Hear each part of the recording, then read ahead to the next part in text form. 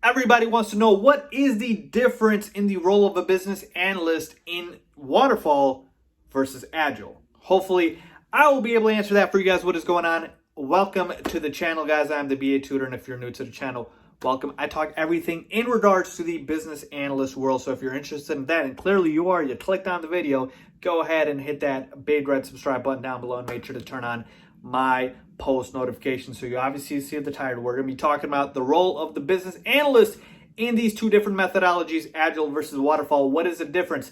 Let's get into it. So let's get started.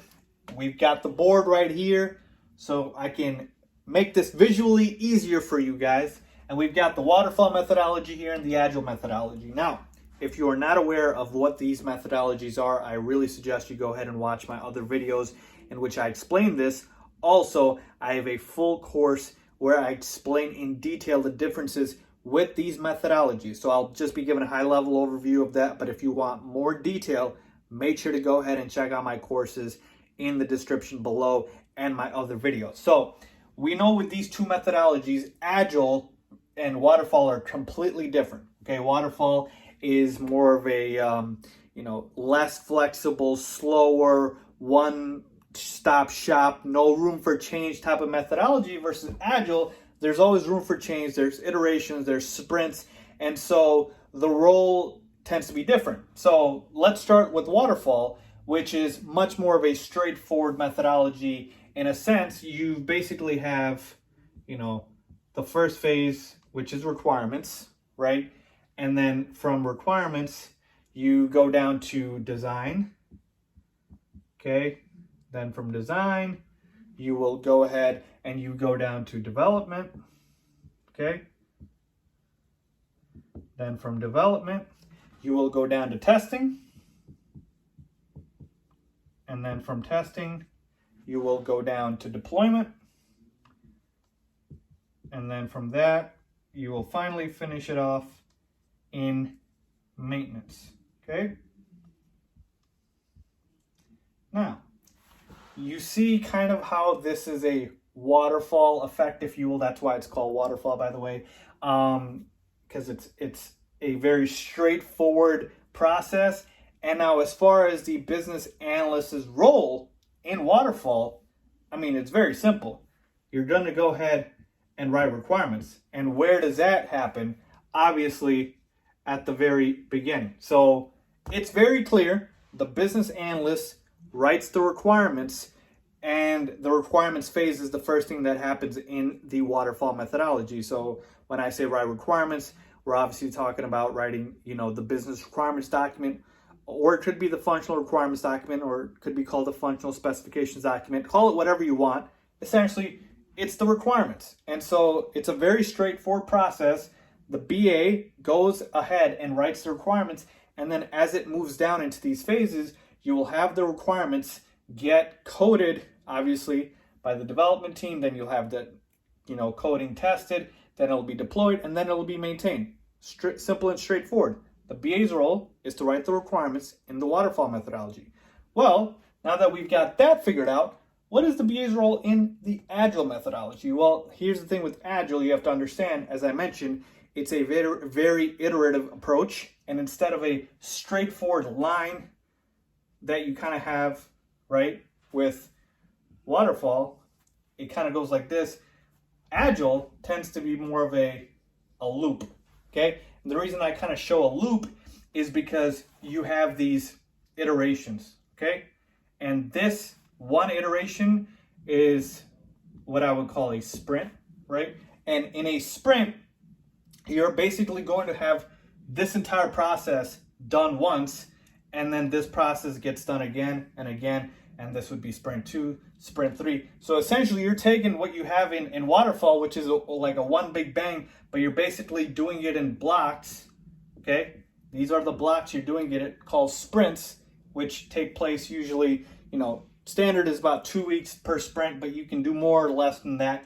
And so that's kind of what the Agile approach is. Again, it's flexible because what happens is you are allowed to, once you've done the first sprint, you're allowed to go ahead and maybe make changes prior to the second sprint starting. There is no sprints or the Waterfall, okay? And so when you take that into account, you have to also take a look at the roles that are involved in Agile. Okay, in Agile, there's really only 3 roles that are technically defined. Okay, they are the product owner, the Scrum Master, and the development team. Okay, these are the 3 roles officially defined by Agile. But one thing you need to know about Agile is the entire reasoning of Agile, the entire reason it was brought forth and used as an approach. And by the way, most companies are moving towards Agile, by the way, versus Waterfall, is the flexibility of Agile. And so when we say flexibility, even though Agile has these 3 as technically the only roles that are defined in the methodology, it allows you to still be flexible. So what do I mean by that? Well, again, you've got your BA, but where does the BA fit if you've only got these 3 roles? I don't see business analyst anywhere. Well, technically there is no role called business analyst in Agile, but that does not mean there is no need for the business analyst. Well, let's talk about how to define these. Okay, the product owner. What does the product owner do? Well, the product owner is the decision maker. They define the product vision. They go ahead and they prioritize features. Again, you've got a product backlog. You've got a sprint backlog. You've got all of these things within the Agile methodology. Again, more detail in my other videos. You guys can go check it out, or my courses. But basically, that's what the product owner does. Okay, and then you've got the Scrum Master. The Scrum Master is essentially the guidance counselor, if you will. They help remove issues that the team is facing. They make sure that they're ensuring success. They mentor, they coach, whatever they need to do. They run the scrums. That's what the Scrum Master does. And the development team, they are obviously the team that does the development work, the coding. Now, there are different schools of thoughts here that, you can technically say, is the BA, part of the development team? Well, if you want to define it that way, sure. But, the BA can play multiple roles. And so this is where I would urge you as a business analyst to be flexible and to kind of understand and know all of these roles. Okay? And why is that important? Because depending on which company you are working for, depending on what project you are on, you may be asked to wear different hats. So I have been a Scrum Master on a project as a business analyst. And again, you could get a Scrum Master certification to be able to do that. Or again, they could put you as a Scrum Master even if you don't have that. But what did I say a Scrum Master is? It's the person that ensures success, removes roadblocks, any issues the team is having. They run the daily scrums, the stand-ups. And so technically, you could potentially be a Scrum Master.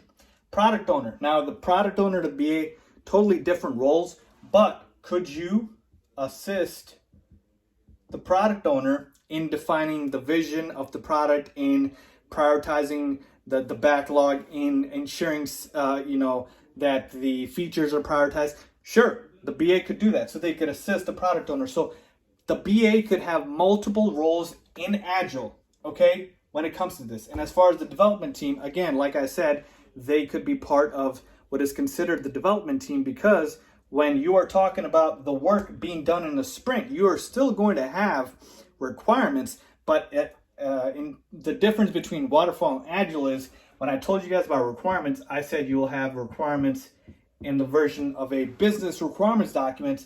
But in Agile, you will have something called user stories. And so these user stories will still be mainly supposed to be done by a business analyst. There's just no role defined in Agile for business analysts. But you've got user stories, which business analysts can do. And again, if you want to define that as part of the development team, you can. That is the beauty of Agile.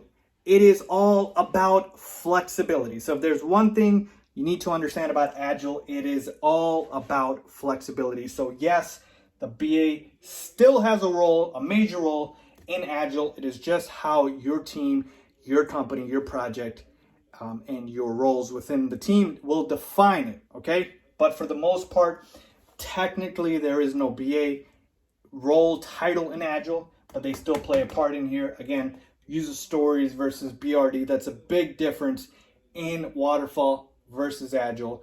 But hopefully that answers the role difference between the waterfall methodology and the agile methodology. Again, very straightforward. The BA is at the very top here in the requirements phase, and that is what their role is.